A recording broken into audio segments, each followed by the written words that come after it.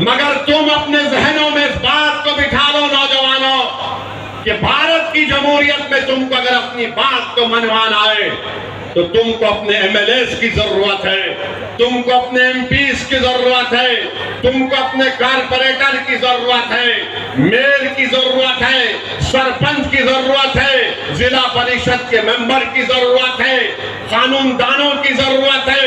ڈاکٹروں کی ضرورت ہے، ٹیچروں کی ضرورت ہے۔ ارے ہر میدان میں ہم کو اپنا موقف بنانا ہے۔ صرف یہی نہیں ہے کہ ہم صرف جلسوں میں آ کر نعرے لگا کر خوش ہو کر چلے جائیں۔ نوجوانوں، بھارت کے مستقبل میں ان تمام میدانوں میں ہم کو اپنا ایک مقام پیدا کرنا، اور وہ مقام کیسے پیدا ہوگا نوجوانوں؟ وہ مقام صرف اسد الدین اویسی کی تقاریر سننے سے نہیں پیدا ہو سکتا ہے۔ وہ یو اے پی اے کا قانون اور گندا کر دیا۔ تم نے کیا کیا قانون بنا دیے صرف ایک سمودائے کے خلاف، اس کا نام مسلمان ہے، اور اس کے بعد موہن بھگوت 10 سال کے بعد کہہ رہے کہ بھارت کے 78 کروڑ ہندوؤں کو خطرہ ہے۔ ارے وطن ہمارا ہمیشہ ہمارا وطن رہے گا،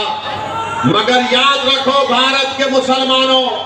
اگر آپ صرف ووٹ ڈالنے والے بن کر رہ جائیں گے تو پھر آپ کی تکلیف میں کمی نہیں ہوگی، آپ کے مسائل حل نہیں ہوں گے، آپ کی ناانصافی کا سلسلہ ختم نہیں ہوگا، آپ کی مسجدوں پر حملے ختم نہیں ہوں گے،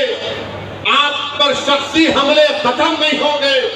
یاد رکھو بھارت کی جمہوریت کی کل حقیقت یہی ہے کہ جس کے پاس اس کے ووٹوں سے اس کے نمائندے جیت کر آتے ہیں انہی سے انصاف کیا جاتا ہے۔ آج ہم صرف ووٹ ڈالنے والے بن کر رہ گئے، ہم سیکولرزم زندہ باد کے نعرے تو لگاتے ہیں